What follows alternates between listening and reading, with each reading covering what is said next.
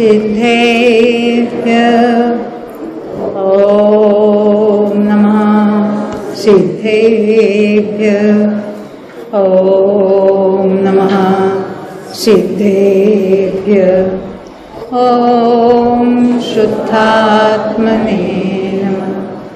नमो अरिहन्ताय नमो सिद्धाणं नमो आय्याणं नमो वच्छायाणं नमो लोये सवसाहुणं सम्यक् दर्शन चरण गुण कायक कर्म के पाय केवल ज्ञान उपाय प्रभु भय भजो शिवराय। जिन वाणी के ज्ञान तय होत तत्व श्रद्धा चरण धारी केवल लहे पावे पद निर्वाण। नेमि चंद आह्लाद कर माधव चंद प्रधान नमो जासौ जासते जाने निज गुण धार। लब्धि सार को पाय कर क्षपणा सार हो है प्रवचन सार सो समय सार विहार। जिनेंद्र भगवान की वाणी में हमें चारों ही अनुयोगों का उपदेश प्राप्त हुआ है। उसमें से कर्णानुयोग के आधार से हम यहाँ कुछ चर्चा कर रहे हैं। हम अगर पारिभाषिक शब्दों को जान जाए तो जब हम शास्त्र पढ़ते हैं, कर्णानुयोग की बात हो रही है, हर एक आगम की ऐसी बात है, उसके अपने जो पारिभाषिक शब्द है उसको समझना आवश्यक है। द्रव्यानुयोग का अभ्यास कर रहे हैं तो द्रव्य गुण पर्याय क्या है, सात तत्व क्या है, उसकी जानकारी होनी आवश्यक है, उसके सिद्धांत जानना आवश्यक है।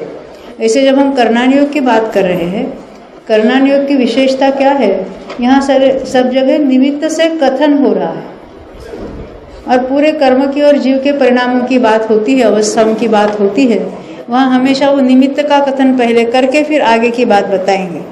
लोगों की भ्रमणा यहीं पर हो रही है। उसका उदय आया इसलिए जीव को करना पड़ा। भाव जीव के होते क्यों, कर्म का उदय आया है, ऐसी ही सभी जीवों की भ्रमणा चल रही है। ऐसा बिल्कुल नहीं है। एक ही समय में दो बातें होती है, निमित्त भी उसी समय है और वो कार्य भी उसी समय में हो रहा है। तो निमित्त आया इसलिए कार्य हुआ, ये बात तीन काल में नहीं होती। एक ही समय में दोनों है ना, तो पराधीनता कहाँ है। और निमित्त उसी को कहते हैं जब उपादान से यहाँ कार्य हो रहा है तो अन्य द्रव्य अपनी पर्याय स्वयं के कारण कर रहा है, हमें लगता है उसके कारण हुआ, तो उसमें अनुकूल होने का आरोप आता है, उसको कहेंगे उपचार हो जाता है उसके ऊपर। अभी हम कर्म की बातें यहाँ देख रहे हैं। हमने क्या क्या बातें देखी, जीव और कर्म अनादि से ही बंधी हुई अवस्था पाया जाता है। हर समय कर्मों का उदय ने पुराने बंधे हुए कर्मों में से कुछ परमाणु खिर जाते हैं, उसको कहेंगे उदय होता है। और फल जब उदय होता है तभी होता है। कितने परमाणु खिर जाते हैं उस पर उसका फल नहीं निर्भर, किस अनुभाग रूप से उदय में आता है उस पर उसका फल निर्भर है। प्रत्येक निषेक में, उदय रूप निषेक में भी जगन्य से लेकर उत्कृष्ट तक सभी अनुभाग पड़ा हुआ है। तो ये सभी अनुभाग पड़ा हुआ है, तो फिर भी जिस रूप से मध्यम रूप से उदय में आया है, तीव्र रूप से आया, जघन्य रूप से, उसके अनुसार वहाँ उस पर आरोप आता है कि इसके कारण हुआ।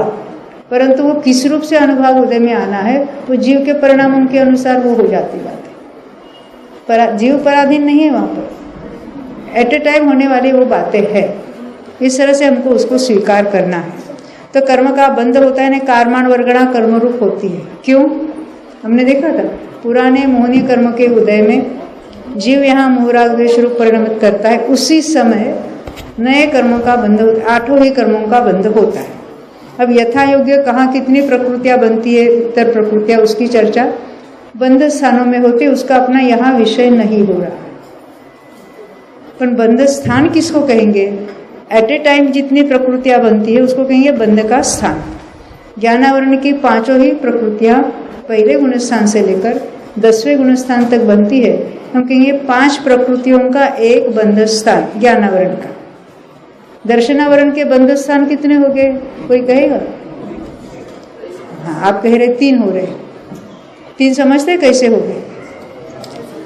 ध्रुवबंदी है तो पहले 2 गुणस्थानों में तो 9 प्रकृतियों का बंध स्थान, 9 में से 3 की बंध विच्छित्ति हुई, फिर 6 प्रकृतियों का बंध स्थान, कब तक? 8वें के पहले भाग तक। निद्रा प्रचला की भी बंध विच्छित्ति हुई, तो क्या कहेंगे हम? 4 प्रकृति का बंध स्थान। प्राकृतिक ऐसा भी शब्द है कि 9 प्राकृतिक, 6 प्राकृतिक, 4 प्राकृतिक बंध स्थान, यानी दर्शनावरण कर्म के कितने हुए? 3 बंध स्थान हुए। ये अर्थ कैसे लगाना उसकी हम बात करें, मोहिनी की बात बाद में करते हैं। अब ये अंतराय में क्या करेंगे हम? 5 प्रकृतियों का बंध स्थान, कब से कहाँ से? पहले से लेकर 10वें तक। अब वेदनीय में क्या होगा? 2 प्राकृतिक बंध स्थान होगा कि नहीं होगा? बिल्कुल नहीं होगा। किसी जीव को एट ए टाइम कितनी वेदनीय बनती है? या तो साता या असाता। तो 2 जो है वो भंग कहेंगे, साता का 1 या असाता का 1, इस तरह से एक ही प्रकृति बंधेगी, या साता या असाता। आयु भी एट ए टाइम कोई एक आयु बंधेगी, एक प्रकृति का एक बंध स्थान, और जहाँ जो होता है तब कहेंगे। और फिर नाम की बात बाद में करेंगे। और गोत्र में एक प्रकृति का एक बंध स्थान, या तो नीच गोत्र या उच्च गोत्र। अभी हमें मालूम है कि नीच गोत्र कब तक बनता है, कौन से गुणस्थानों में बनता है? नीच गोत्र कौन से गुणस्थानों में बनता है? बंधे विच्युति कहाँ हुई? तो पहले दोनों गुणस्थान में बनती है कि नहीं?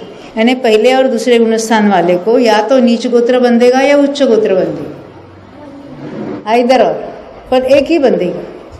और तीसरे गुणस्थान के ऊपर एक ही बंधेगा, वो उच्च गोत्र ही बंधेगा।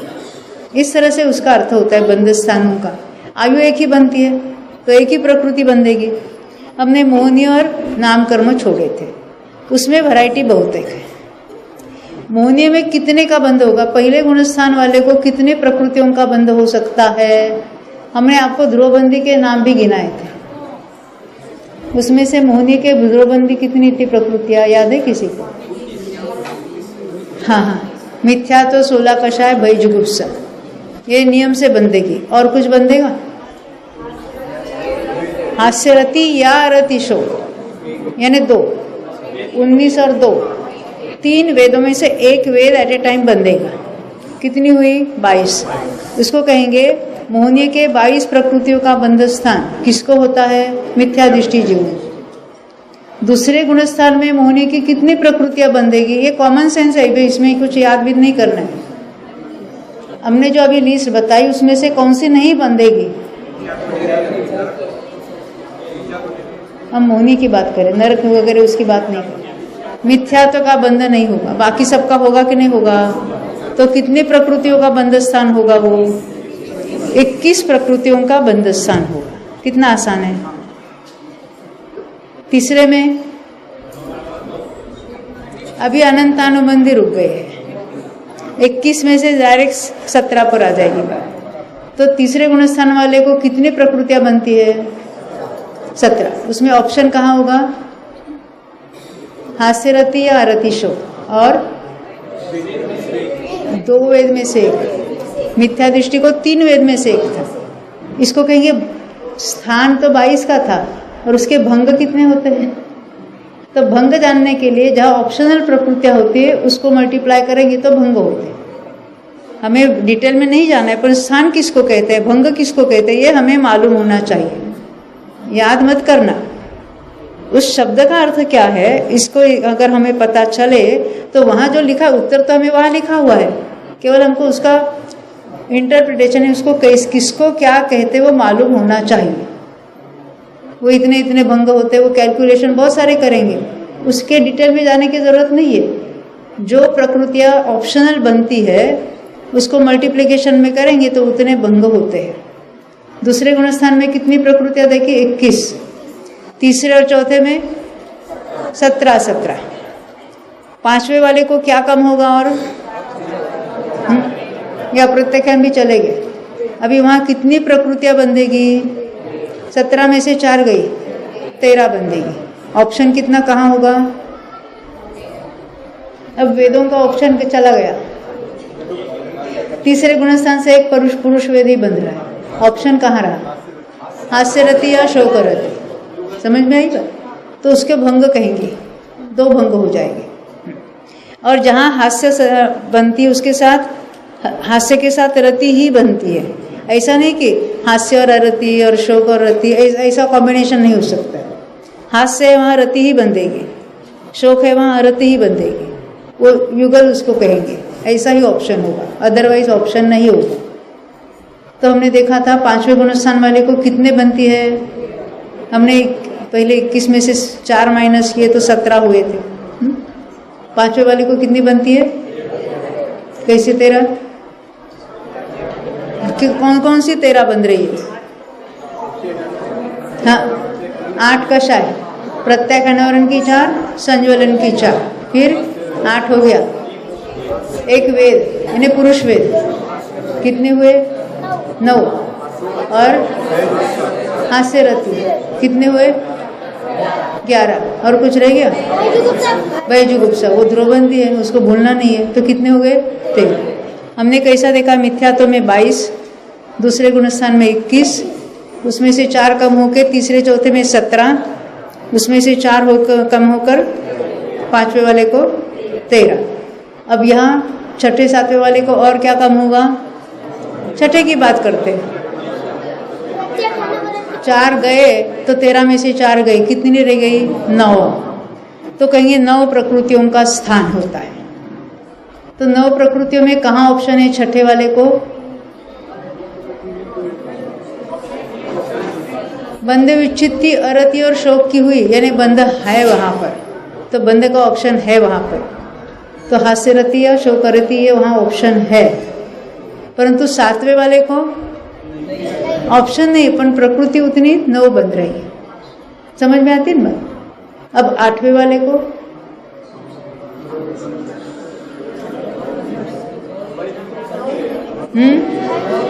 उसके अंत में गए, 8वें के अंत तक बन रहे हास्य रति भी और भयजुगुप्सा भी। तो 7वें से 8वें में कुछ अन्य चेंज हुआ क्या? 7वें में कोई मोहनी की बंध विच्छित्ति नहीं हुई है, तो 9 का स्थान वहां पर भी है। समझ में आती है बात? नहीं समझे? फिर से 7वें गुणस्थान में मोहनी की कौन कौन सी प्रकृतियां बन रही है? पहले संज्वलन का नाम ले लो। 4 संज्वलन हो गए, एक वेद 5 हो गए, हास्यरति 4, भयजुगुप्सा 9 प्रकृतियां हो गए। 8वें वाले को भी कितनी बनती है? 9।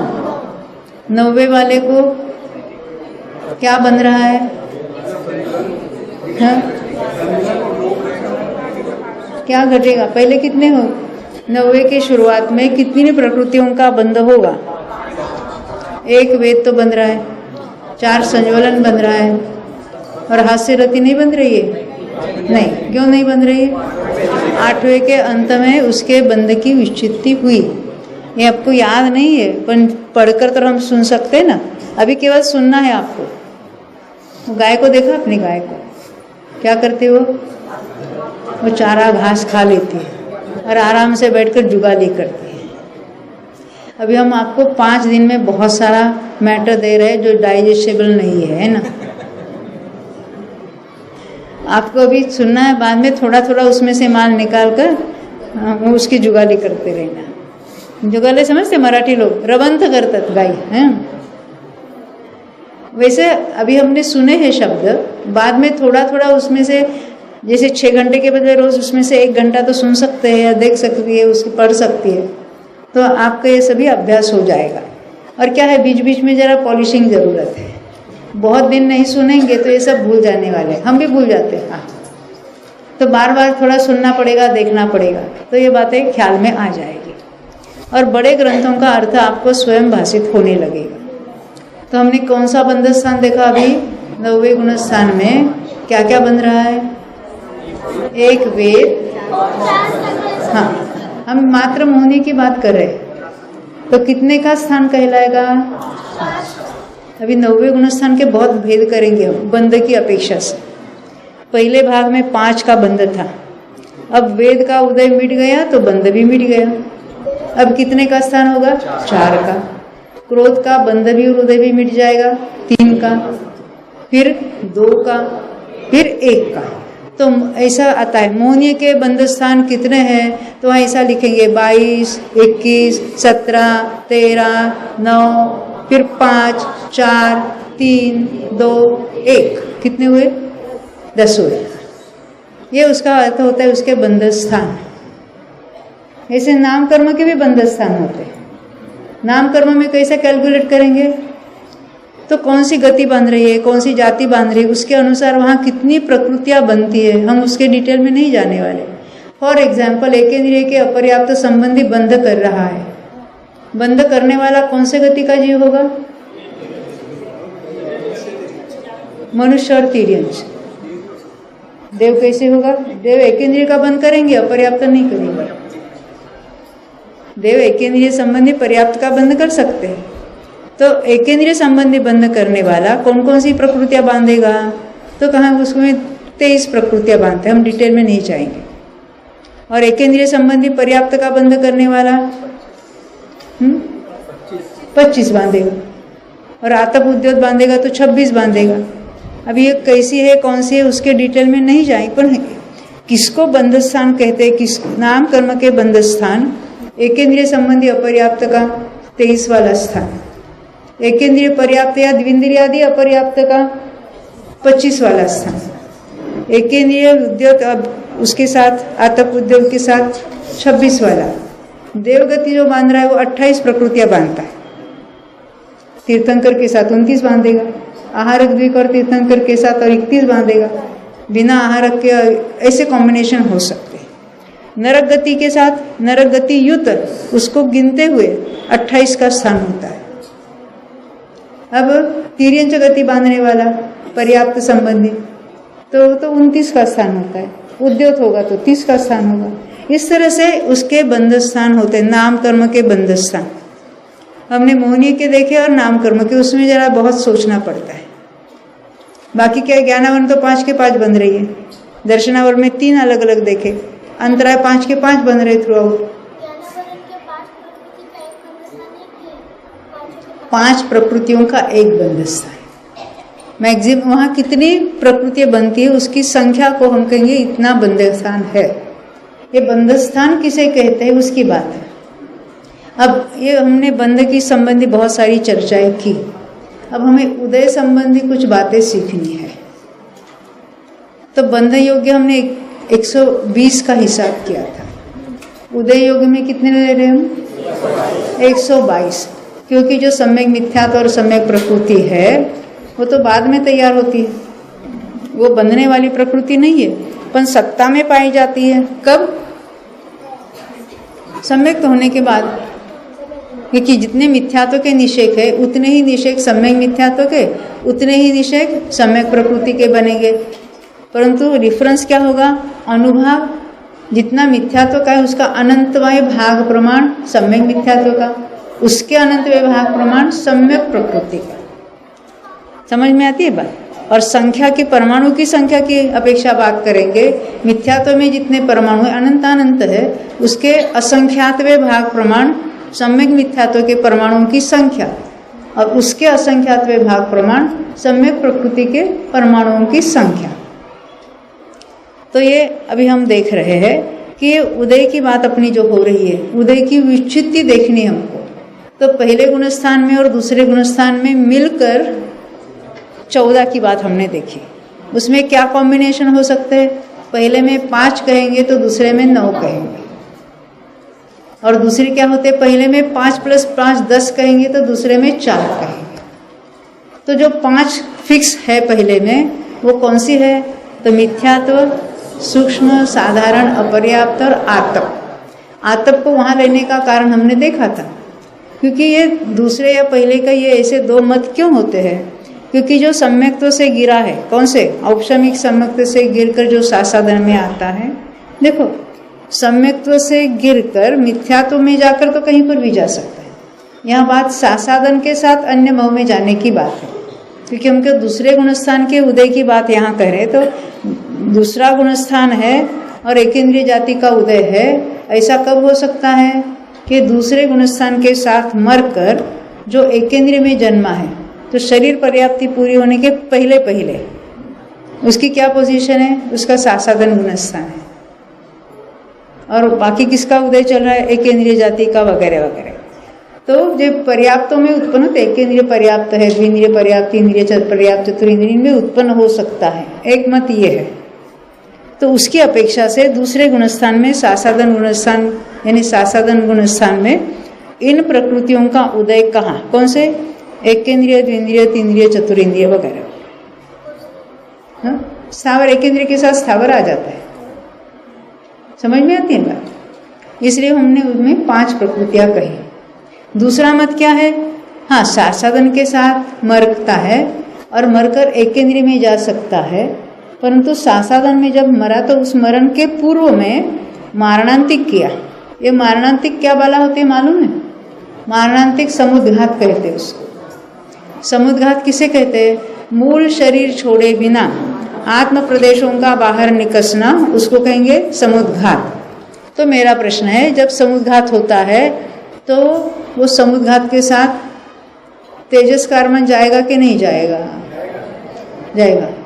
नहीं जाएगा तो उतने प्रदेशों में केवल ज्ञान मानना पड़ेगा।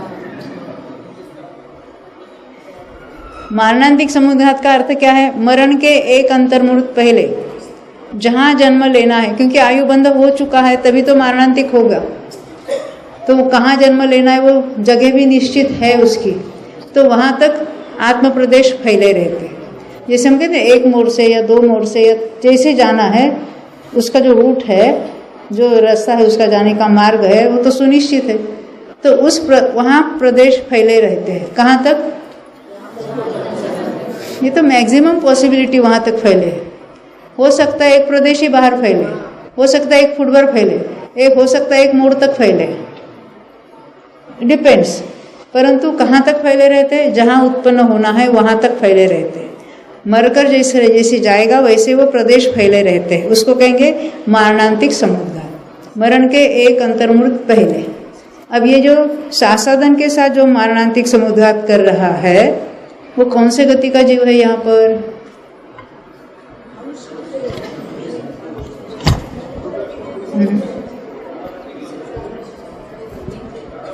रुको रुको रुको, आगे का माइक चला जाएगा। हाँ बस बस बस, थैंक यू।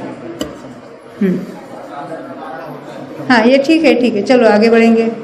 हम मारणांतिक समुद्घात की बात कर रहे हैं। समुद्घात बहुत प्रकार के होते हैं, अभी हम मारणांतिक की चर्चा कर रहे हैं। मरण के एक अंतर्मुहूर्त पहले जीव के प्रदेश जहाँ जन्म लेना है वहाँ तक फैले रहते हैं। वो वापिस आते हैं कि वैसे आगे जाते हैं, उसके 2 मत अलग अलग है, उसकी बात करेंगे। तो ये ऐसा मारणांतिक समुद्घात कौन से जीव करते हैं, पंचेंद्रिय करेंगे कि एकेंद्रिय करेंगे, देव करेंगे कि नारकी करेंगे, कौन करेंगे, हाँ हाँ सब कर सकते हैं, मेजॉरिटी करते हैं, थोड़े जीव नहीं करते। हमने कैसे सुना था प्रवचनों में, जहाँ जन्म लेना है ना वहाँ देख के आता है और खुशी खुशी से मरता है, ऐसा कुछ नहीं होता है। हाँ देव भी करते, सर्वा सिद्धि के देव भी कर सकते हैं, हाँ नॉट कंपल्सरी, सहज रूप ऐसी बातें होती है। क्यों, कर्म आयु कर्म बंधा है और बाकी सभी पर्याय यानी सभी जो कुछ यथायोग्य कर्म बंधे है, तो सुनिश्चित है ना वहाँ कहाँ जन्म लेना है, तो सहज रूप से अंतर्मुहूर्त पहले वहाँ तक आत्म प्रदेश फैल सकते हैं। पर पूरे टोटल वहाँ तक ही फैले ये भी ज़रूरत नहीं है। यथा योग्य एक प्रदेश ज़्यादा फैला, 10 प्रदेश तक फैला, 1 फुट भर फैला, 1 मोड़ तक फैला, कुछ भी हो सकता है।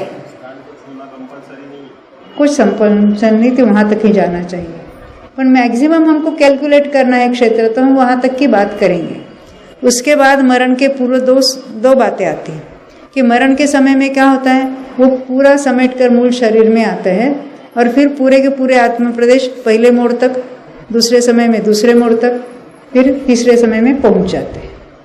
या ऐसा ही कथन है, कैसा कथन है कि वहाँ तक फैले है ना, अभी मान लेते यहाँ से उस दीवार तक गए, वहाँ एक मोड़ लिया ऊपर गए, वहाँ दूसरा मोड़ लिया त्याग उस कोने में गए, वहाँ जन्म लेना है, तो मरणांतिक में ऑलरेडी प्रदेश फैले है। अभी मरण के समय क्या होगा, यहाँ से प्रदेश उचक कर पहले मोड़ तक जाएंगे, ऑलरेडी फैले हुए। कैसे फैले हुए थे कि मूल बॉडी से, शरीर से पहले मोड़ तक, पहले मोड़ से दूसरे मोड़ तक और दूसरे मोड़ तक से उत्पत्ति स्थान तक। मरण हुआ तो क्या हुआ, एक समय में कहाँ तक पहुँचे, पहले मोड़ तक। अभी बाकी प्रदेश फैले हुए हैं, कहाँ से, पहले से दूसरे मोड़ तक और दूसरे मोड़ से उत्पत्ति स्थान तक। उसको कहेंगे उपपाद दंड। शास्त्र में शब्द आता है उपपाद दंड, और उसकी अपेक्षा उसकी एरिया भी कैलकुलेट होती है। अगर हम मूल शरीर में आके जाता है ऐसा स्वीकार करेंगे तो उपपाद दंड घटित ही नहीं होता है। और ये धौला पुस्तक चौथे में ऐसी बात आती है कि वो प्रदेश तो ऐसे ही फैले रहते हैं और मूल प्रदेश से उचक कर वहाँ तक फैले जाते हैं। दोनों ही कथन शास्त्र में आते हैं। उसके लिए उदाहरण भी देते हैं, जैसे बीच में कोई ऐसी स्पेस है, खड्डा है और इससे उस पार जाना है, तो हमने क्या किया, यहाँ से एक पैर उचक कर वहाँ रखा। अब दूसरी, अभी हमको वहीं तक जाना है, तो 2 पॉसिबिलिटी है, वो पैर फिर वापस ले लो और जंप करके जाओ, या दूसरी पॉसिबिलिटी, एक वहाँ रखा है तो जो यहाँ रखा वो पैर वो उचक कर उधर ले जाओ। तो मरणांतिक में ऐसा ही कथन आता है। अभी जो उसमें जो यथायुग है, पर उपपाद दंड की जो बात आती है, प्रदेशों की जो एरिया कैलकुलेट होती है, उसकी अपेक्षा से बात करेंगे तो ये बात सिद्ध होती है कि मरणांतिक तो ऐसे फैले रहते हैं प्रदेश, आत्म प्रदेश, और मूल शरीर से प्रदेश उचक कर पहले मोड़ तक जाएंगे एक समय में, फिर दूसरे मोड़ तक जाएंगे दूसरे समय में, तीसरे समय में तो जो नए शरीर धारण करना है वहाँ तक पहुँच जाते हैं। यह है मरणांतिक समुद्घात। अभी मरणांतिक समुद्घात की अब एक क्यों हमने बात निकाली, सासादन में मरकर जो एकेंद्रीय में उत्पन्न होता है वो मरणांतिक कर सकता है, परंतु उत्पन्न होता है मिथ्यात्व में, ऐसा एक मत है। और दूसरे का मत क्या है, वो सासादन में ही मरकर वहाँ उत्पन्न होता है और वहाँ जाते ही शरीर पर्याप्ति पूर्ण होने के पूर्व में सासादन में से मिथ्यात्व में चला जाता है। इस अपेक्षा से दूसरे गुणस्थान में एकेंद्रिय, स्थावर, द्विंद्रिय, तीन्द्रिय, चतुरिंद्रियों के उदय की विच्छित्ति बताइए। ये लंबा लंबा चौड़ा उसका एक्सप्लेनेशन है, मतलब 2 मत होने के कारण यही है और कोई कारण नहीं है। मारणांतिक यानी मरण के पूर्व, समुद्घात यानी आत्म प्रदेशों का बाहर निकसना। कहाँ चले जाते हैं,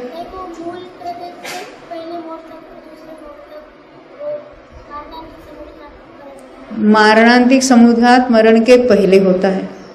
और हमने जो मूल शरीर से उचक कर आगे की बात की, तो अभी वो यहाँ मनुष्य रूप से हमें मनुष्य की बात करेंगे, तो अभी मनुष्य नहीं रहा, वो उसके आगामी गति और आयु चालू हो गई।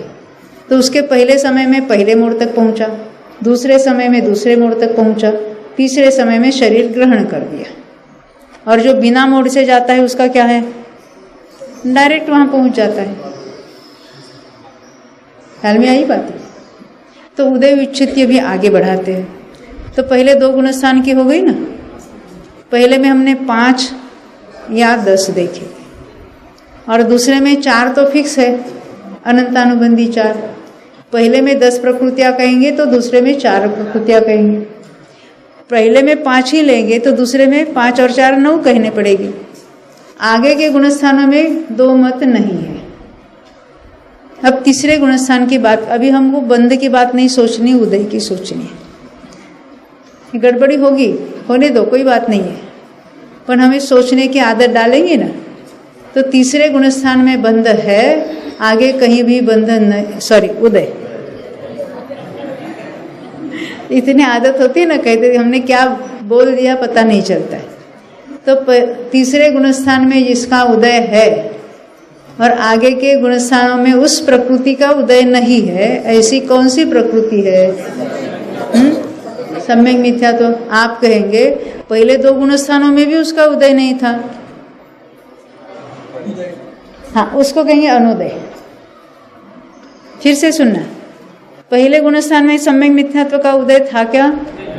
तो उसको अनुदय प्रकृति गिनेंगे। दूसरे गुणस्थान में उदय था? नहीं था, उसको अनुदय में गिनेंगे। तीसरे गुणस्थान में उदय है, पर ऊपर कहीं पर भी अभी उदय नहीं होने वाला है, तब हम कहेंगे उसकी उदय की विच्युति तीसरे में हुई। किसकी? सम्यक मिथ्यात्व प्रकृति की। अब चौथे गुणस्थान में कितनी संख्या लिखी है? 17। जरा याद करने में कठिन है। अब कैसे सोचना? तो कहते चौथे गुणस्थान वाले, तो यानी चौथे गुणस्थान, या ऐसा सोचो कौन कौन सी गतियों में 4 ही गुणस्थान होते हैं? देव गति और नरक गति। हाँ, तो हम उदय की अपेक्षा क्या कहेंगे कि चौथे गुणस्थान तक ही उदय है, आगे उदय नहीं है। ऐसी प्रकृति हमको 17 गिननी है, तो जरा सोचकर गिनेंगे उसको। तो देवगति और देवगत्यानुपूर्वी 1, नरक गति और नरगत्यानुपूर्वी ये हुई, ये 2। अब ये 2 लिए तो उनका शरीर ले लो, वैक्रिक शरीर वैक्रिक अंगोपांग, ये 2। अभी आयु भी ले लो, देवायु और नरकायु, उसको भी ले लो। ये तो हो गए, यहाँ तक हो गए। कितने हो गए? 8 हो गए। अब कहते गत्यानुपूर्वी का उदय कौन कौन से गुणस्थान में हो सकता है? जिस 1 से 4 मत कहो, तीसरे गुणस्थान में कोई मरता नहीं है। हाँ, जिस गुणस्थान के साथ मरकर अन्य भव में जा सकता है उसको काउंट करना है। तो पहला होगा, दूसरा होगा और चौथा होगा। तो चौथे गुणस्थान तक ही गत्यानुपूर्वी का उदय होता है। हमने देवगत्यानुपूर्वी और नरगत्यानुपूर्वी को ले लिया, अन्य 2 गत्यानुपूर्वी को यहीं पर बता दो। कौन से रहते? मनुष्य गत्यानुपूर्वी और तिर्यंज गत्यानुपूर्वी। कितने हुए? 10 हो गए, बराबर, यहाँ तक हो गए। अब और कितने गिनने हमको? हाँ, अब 3 और 3 गिनने हैं ना। कितने गिनने हैं? देखो देखो देखो, हाँ हाँ, दुर्भग, अनादि और अयशस कीर्ति को लेना है, दुस्वर को नहीं लेना। सुनो, दुस्वर का उदय कौन से गुणस्थान तक है?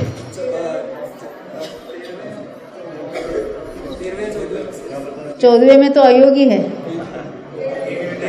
13वें तक है। तीर्थंकरों को तो सुस्वर का उदय होगा, पर अन्य सामान्य केवलियों को दुस्वर का उदय हो सकता है।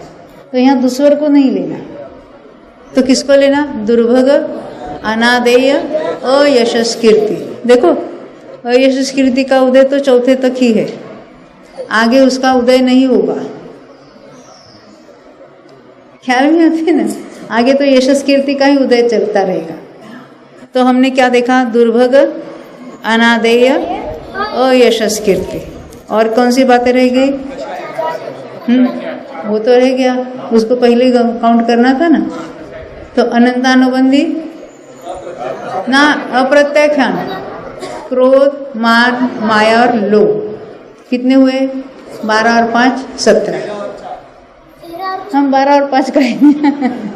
फिर से सुनो, हमने कैसे डिराइव किया? पहले कषाय कह दो, क्योंकि चौथे गुणस्थान है जहाँ उदय है, बाद में उदय नहीं है। तो अप्रत्याख्यानावन 4 हो गए, अनंतान में अप्रत्याख्यानावन के 4। अभी चौथे गुणस्थान तक ही जो गतियाँ है या जो गति है उसको यहाँ काउंट करना है।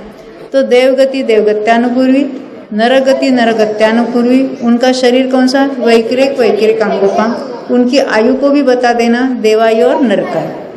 फिर किसको लेना है? गत्यानुपूर्वी जो 2 रही थी उसको भी यही बताना है, मनुष्य गत्यानुपूर्वी, तिर्यंच गत्यानुपूर्वी। अब ये दुर्भग, अनादेय, अयशस की कितनी हुई?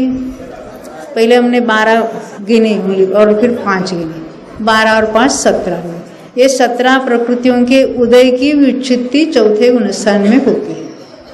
ये नियम है कि अति अप्रशस्त प्रकृतियों की उदय पहले मिटता चला जाता है।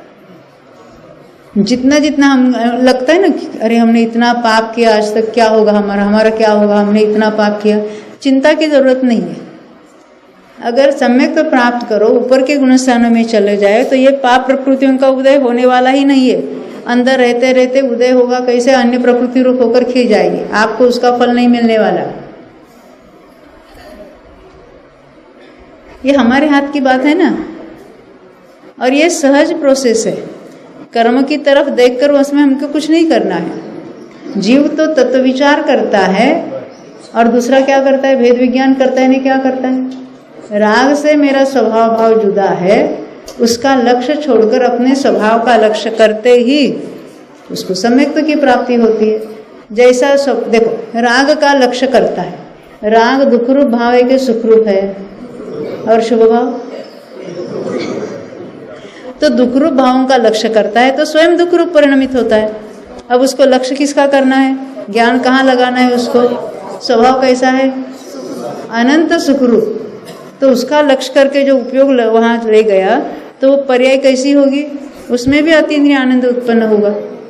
और हम ही कहाँ देखते हैं, बार बार पर की ओर देखते हैं। राग होता है तो राग को भी देखते हैं, खाली देखते नहीं, उस रूप मैं हूँ मानता है। ये भूल कौन कर रहा है, परद्रव्य क्या आप, तो सुधारेगा कौन, गुरु आके सुधारेगा। तो हमने क्या देखा, चौथे गुणस्थान की उदय की विच्छित्ति कितने देखे हमने, 17। अभी 5वें गुणस्थान की बात करते हैं। 5वें गुणस्थान तक कौन सी गति है, अरे मनुष्य गति 14वें गुणस्थान तक है। तिर्यंच ओम के कितने गुणस्थान होते हैं, 5। तो 5वें गुणस्थान में कौन से गति के उदय की विच्छित्ति होगी, तिर्यंच। ये तो समझ में आती है ना। तो तिर्यंच गति, अभी पहले वहां का कषाय बता दो, प्रत्येक यहाँ संख्या कितनी लिखी है, 8। तो हमें 8 डिराइव, उसमें 4 बता दिए, कौन से, प्रत्याख्यान। अभी तिर्यंच गति, गत्यानुपूर्वी कहना कि नहीं कहना, उसको हमने चौथे में निकाला, क्योंकि 5वें गुणस्थान के साथ कोई परभव में नहीं जा सकता। 5वें से 11वें में कहीं पर भी मरण हो तो वहाँ मरण के बाद दूसरे यानी देव में गया या जहाँ कहीं गया तो उसका गुणस्थान चौथा हो जाएगा। ख्याल में आती है ना, 5वें गुणस्थान के साथ परभव में नहीं जाएगा। बोले 11वें गुणस्थान में मरेगा तो भी परभव में कौन से गुणस्थान के साथ, चौथे गुणस्थान लेकर जाएगा। इसलिए हमने 4 कषाय देखे।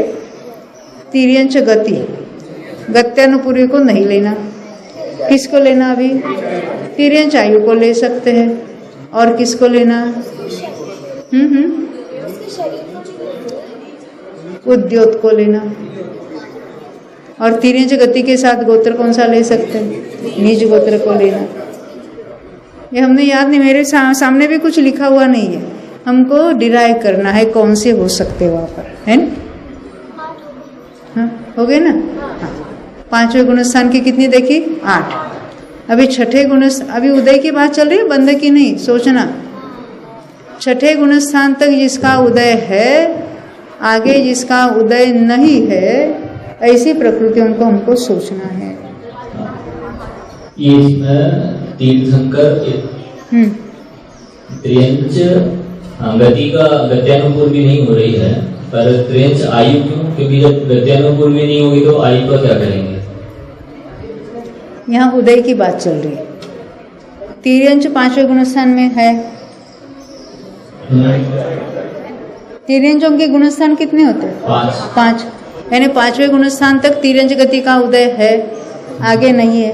तो जो तिर्यंच गति में है उनका तिर्यंच आयु का उदय है कि कौन सी गति का उदय है, तिर्यंच आयु का उदय है।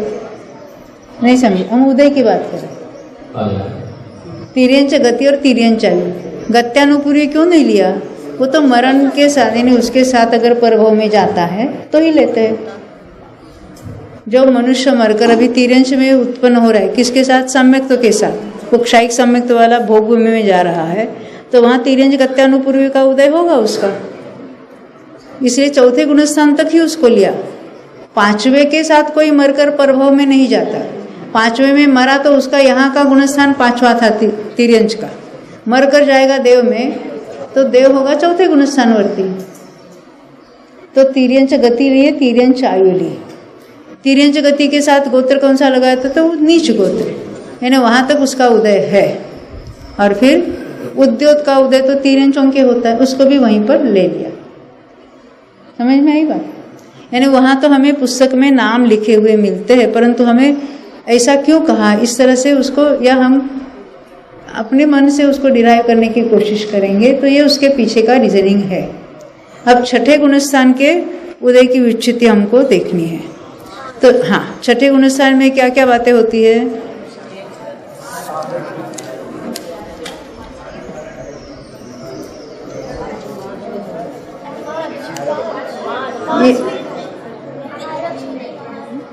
नहीं, उसमें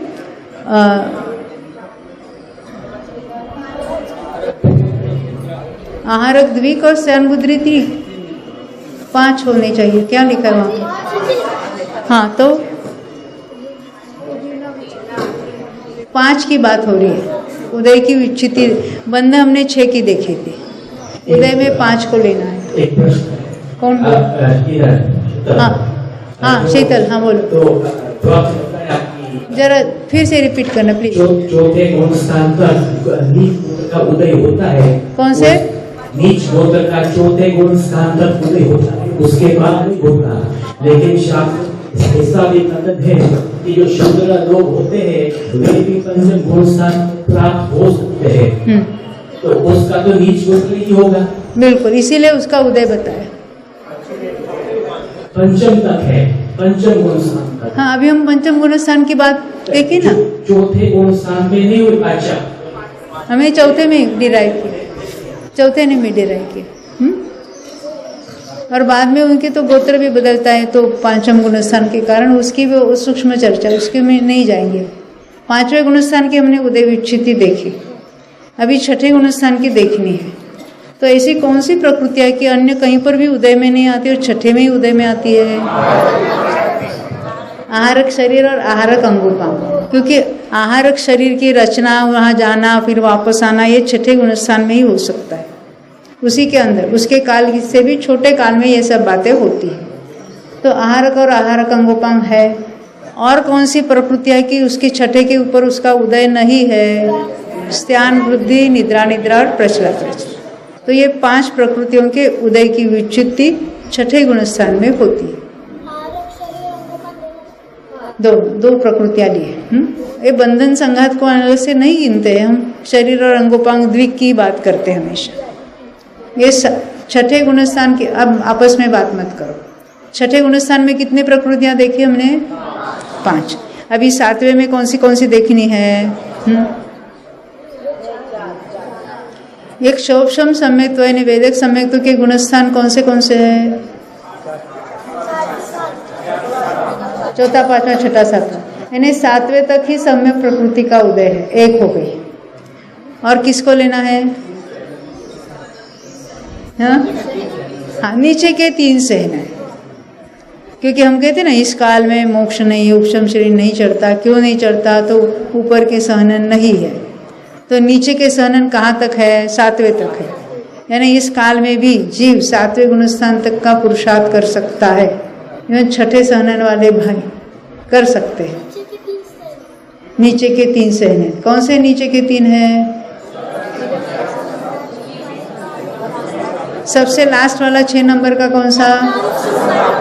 असंप्राप्त श्रुपाटिका, यानी असंप्राप्त अश्रुपाटिका, असंप्राप्ता सुप्राटिका, ऐसा उसका शब्द है। और 5वां कीलित, उसके पहले वाला अर्धनाराज कीलित और असंप्राप्त सुप्राटिका सहनन, इनका उदय 7वें तक है। तक कहा? पहले से 7वें तक हो सकता है। यानी पंचम काल में भी ये हीन सहनन वाले मुनिराज 7वें तक का पुरुषार्थ कर सकते हैं, करते भी है। यानी उनके भी छठा 7वां गुणस्थान होगा। ख्याल में आती है ना बात? तो वहाँ उदय की विच्युति कौन सी कही हमने? 3 सहनन और सम्यक प्रकृति। कितनी लिखी है वहाँ पर? 4। और 7वें गुणस्थान की 4 हुई। अब 8वें गुणस्थान की सबसे आसान है 6। कौन सी 6 है राजू जी, आप बताएंगे?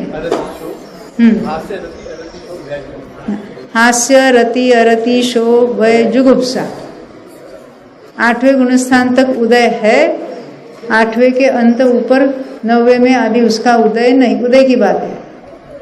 तो उसको कहीं नहीं, यहाँ 6 प्रकृतियों की उदय की विच्छित्ति हुई। बहुत थक गए ना, कंटाल गए सुन सुनकर। हाँ, हमने 8वें गुणस्थान तक बात देखी थी। अब 9वें गुणस्थान की बात देखनी है।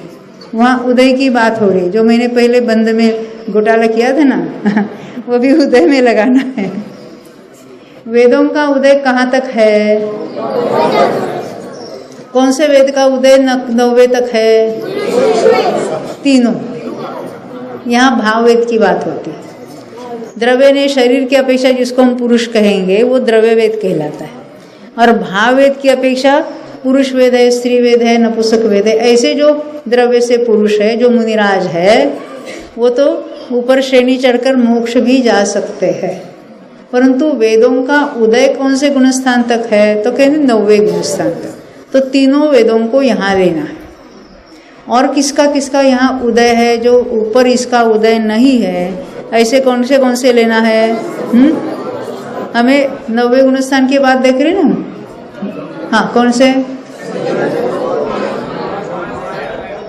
संज्वलन लोभ को लेना। 10वें गुणस्थान में सूक्ष्म लोभ का उदय है, नहीं लोभ का उदय है, वो सूक्ष्म पात्र हम चर्चा नहीं करेंगे। तो यहाँ 9वें गुणस्थान में उदय की विच्छित्ति किसकी किसकी है? 3 वेद और 3 संज्वलन। कौन से 3? क्रोध, मान और माया। उदय की बात है। 10वें गुणस्थान में उदय किसका चल रहा है? सूक्ष्म लोभ का। ये भाव वेद जो है वो प्रारंभ से अंत तक वही रहता है? बिल्कुल, जन्म से लेकर मरण तक। अभी जो उपशम यानी श्रेणी नहीं चढ़ेगा उसके लिए मरण तक, और श्रेणी चढ़ेगा उसके लिए 9वें गुणस्थान तक। जन्म से जो वेद है वही वेद कायम रहेगा। जैसे क्रोध पलटकर मान माया लोभ होता है, लेशा पलटती रहती है, योगों का पलटना होता है, ऐसे वेदों का पलटना उसी भव में बिल्कुल नहीं होता। और ये शास्त्र का वचन है, इसमें कोई दो मत नहीं है। हाँ, ये जो उसमें कोई अलग गलत प्ररूपणा हो रही है, परंतु ऐसा किसी भी उसको परिवर्तनशील क्यों कहा? परिवर्तनशील यानी वो पलटता है इसलिए परिवर्तनशील नहीं कहा। जो द्रव्य और भाव वेद में जो डिस्पैरिटी हो सकती है, कैसे? देखो, सामान्य एवरेजली क्या पाया जाता है? देवों में क्या पाया जाता है? जो द्रव्य से पुरुष है, देव है, वो भाव से भी पुरुष ही है। भोगभूमि में भी ऐसा ही है। द्रव्य से जो स्त्रीवेदी है, भाव से भी स्त्रीवेदी है। द्रव्य से पुरुष वेदी है, भाव से भी पुरुष वेदी है। और नरक में सभी द्रव्य से नपुंसक वेदी है, भाव से भी नपुंसक वेदी है। अब ये डिफरेंस कहाँ हुआ? कि हाँ, ये कर्म भूमि के मनुष्य और तिर्यंशों में, कि उनका द्रव्य और भाव वेद उल्टा भी हो सकता है। जैसे द्रव्य से तो पुरुष है और भाव से स्त्री है, ऐसा हो सकता है। क्यों? उनके वैसे उस स्त्री वेद का उदय है, ऐसा हम कहेंगे। तो उसको क्या कहेंगे? द्रव्य से उसको द्रव्य से पुरुष है और भाव से स्त्री वेदी है, उनको कहेंगे मनुष्यनी। ऐसा द्रव्य से स्त्री है और भाव से उल्टा, ये भी हो सकता है। और ऐसे हम लौकिक में देखते हैं ऐसे लोग, और यहाँ समाज तो उनको अपराधी समझता है, पर उनके उसी कर्म का उदय है, उसमें किसी भी कारण कोई परिवर्तन नहीं हो सकता। और तीनों भाव वेद में संक्रमण आदि नहीं होता। देखो, संक्रमण किसको कहेंगे? बंधने वाले में संक्रमण होता है। जब ये उपशम श्रेणी में या क्षपक श्रेणी में चढ़ेगा तो पहले नपुंसक वेद का संक्रमण करके वो पुरुष वेद में ट्रांसफर होगा। नष्ट हो गए नपुंसक वेद की क्षपणा होगी, यानी क्षय होगा, यानी क्या होगा? नपुंसक वेद के परमाणु जो सत्ता में पड़े हैं अकेले उसके नहीं है, नपुंसक वेदी की बात नहीं है। हम आप सभी की सत्ता में तीनों वेद के परमाणु पड़े हैं। अब जो 90वें गुण स्थान तक गया है तो पहले नपुंसक वेद की क्षपणा करेगा इन्हें क्या? नपुंसक वेद के जो परमाणु सत्ता में पड़े हैं उदय रूप तो नहीं है वहां पर, जो पुरुष वेद के उदय से ही चढ़ने वाले की बात करें तो नपुंसक वेद के परमाणु क्या हो गए? बंधने वाले में पुरुष वेद में संक्रमित हो जाएंगे। स्त्री वेद के परमाणु पुरुष वेद में संक्रमित हो जाएंगे। फिर पुरुष वेद के परमाणु आगे जो क्रोधादि रूप से परिणमित हो गए, नीच छंदो कषाय और पुरुष वेद के परमाणु उसमें संक्रमित हो गए। क्रोध है वो मान में, मान है वो माया में, माया है वो लोभ में, फिर लोभ रूप से उदय में आकर उसकी क्षपणा हो जाएगी।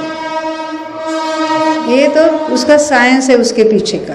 ये वर्तमान में जो लोग ऑपरेशन करा के जेंडर चेंज कराते हैं बाजी में लेके, जेंडर चेंज क्यों कराना चाहते हैं? क्योंकि उनके भाव वैसे, इसीलिए उनके परिणाम हो रहे।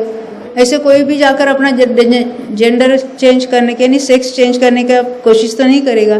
ऐसे परिणाम किसको होगा? जो अंदर से स्त्री फील कर रहे हैं वो जाके बाहर से भी वैसा रूप धारण करने की कोशिश, क्योंकि उनके वही इच्छा है, उनके भाव ही वैसे है, उनके कर्म के उदय ही ऐसे। और यानी परिणाम भी उसी समय है और उदय भी उसी समय है, यानी वो किसी दवा के कारण वो चेंज हो गया ऐसी बात नहीं है। तो पहले वैसे बाहर में उसके नहीं था, द्रव्य से वो पुरुष दिख रहा था, उसने द्रव्य से भी वो स्त्री बनाने की कोशिश की क्योंकि उसके भाव वैसे थे, इसलिए मतलब वो करेगा ही ऐसा जरूरी नहीं है। ये संभव है पुरुष से स्त्री भेद हो जाए? द्रव्य वेद चेंज नहीं होता, उसने बाहर से दिखाने की कोशिश की। भाववेद की तो भाववेद तो वही रहता है, उसमें तो कोई चेंज नहीं होता है। अब उसने बाह्य में जैसे अंदर से फीलिंग हो रहा है वैसे उसने बाह्य में वेश धारण करने की कोशिश की। समझ में आती है ना बात? परंतु हमें यहाँ मोक्ष मार्ग में उसको देखना है। तो ऐसे जीव जो द्रव्य से पुरुष है, भाव से जो कुछ स्त्री वेदी नपुंसक वेदी हो सकते हैं, तो क्या मोक्ष मार्ग में मुनि इच्छा लेकर आगे बढ़ सकते हैं कि नहीं बढ़ सकते? अरे 90 गुण स्थान पार कर मोक्ष जा सकते हैं। हाँ, ऐसे जीव तीर्थंकर नहीं होंगे। तीर्थंकर प्रकृति का बंध कर सकते हैं, वहां से मरकर देव में या नरक में जाएंगे जो यथायोग्य उसके परिणाम के कारण, फिर यहाँ आकर पुरुष होकर जन्मेंगे, तीर्थंकर होकर फिर मोक्ष चले जाएंगे। यानी तीर्थंकर प्रकृति का बंध करने के लिए उसमें कोई रुकावट नहीं है। जैसे आहारक शरीर कौन बनाएंगे? तो कहते मुनिराज। कौन से वेदी वाले? पुरुष वेदी वाले ही जाएंगे। मुनिराज तो सारे द्रव्य से पुरुष ही होते हैं, पर जो भाव से स्त्री या नपुंसक है वो आहारक का योग उनके नहीं होगा, बंद कर सकते हैं, उनके उदय नहीं होगा, उनके आहारक शरीर नहीं बन सकता। ऐसे नियम है कुछ। क्रोधादि कषाय है, ये तो हर समय बदलती रहती है। फिर से क्रोधादि कषाय है, ये तो हर समय नई आती है। क्रोधादि कषाय हर समय नई आती है। हाँ, फिर रति भी नई आती है। तो आती है ना, बनती है क्या कहना? उदय में आती है। तो वेद में ऐसा क्यों चल रहा है? देखो, जो जन्म से जो वेद है उसका उदय पलटता नहीं है, ऐसे ही नियम है। क्यों के कोई सवाल नहीं है। आचार्य बार बार कहते हैं कि वस्तु व्यवस्था है, वो आपके क्यों का जवाब देने के लिए बाध्य नहीं है, आपको उसको एक्सेप्ट करना है। क्या करें? ऐसा ही है। इसे जो परिवर्तनशील शब्द से लोग घोटाले में पड़ते कि उसका अर्थ गलत लगाते। या जो भूभूमि और देवों में जो द्रव्य से वेद है वही भाव से वेद होता है, परंतु अन्यथा कहाँ हो सकता है? कर्म भूमि के मनुष्य और तिर्यंचों में। इसी को परिवर्तनशील कहते हैं। बिल्कुल अन्याय नहीं है। वस्तु व्यवस्था को अन्याय कहेंगे तो क्या न्याय किसको कहेंगे? क्यों पलटना चाहते हैं?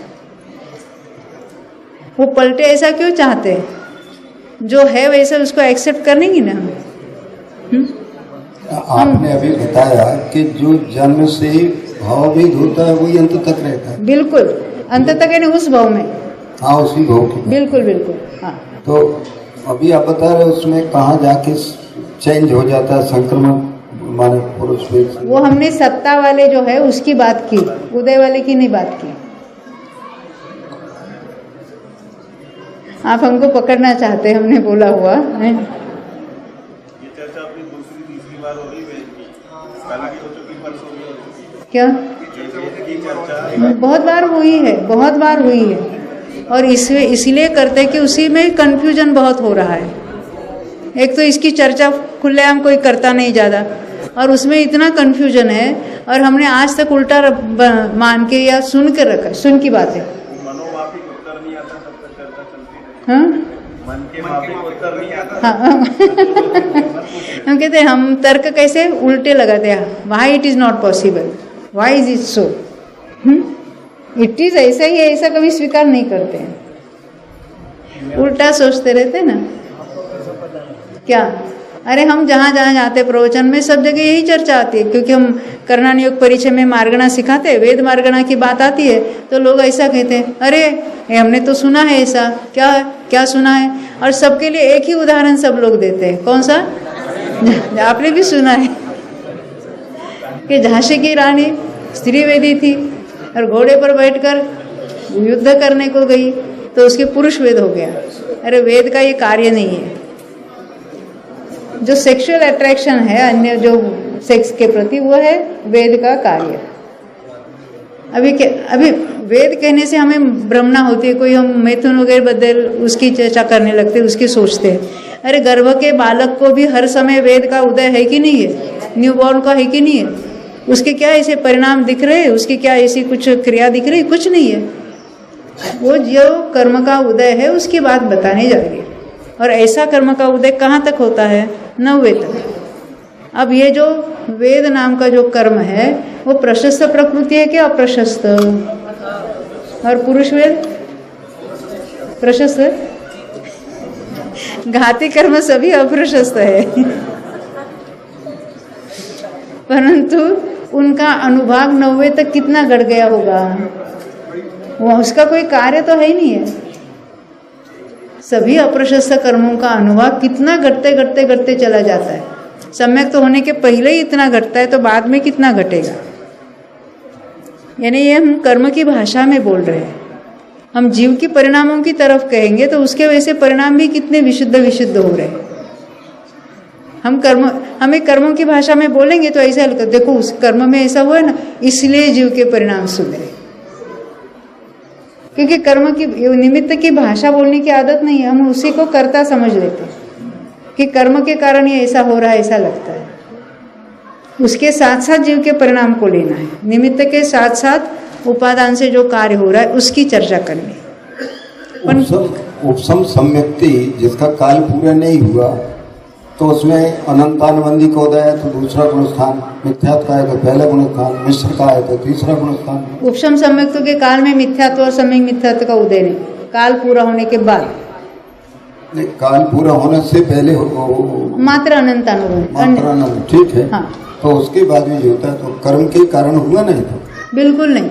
जो मिथ्यात्व परिणाम करेगा उसका मिथ्यात्व हाथ जोड़कर हाजिर है, मैं आता हूँ उदय रूप होने के लिए, तो कथन उस पर है कि उसके उदय के कारण मिथ्यात्व में गया।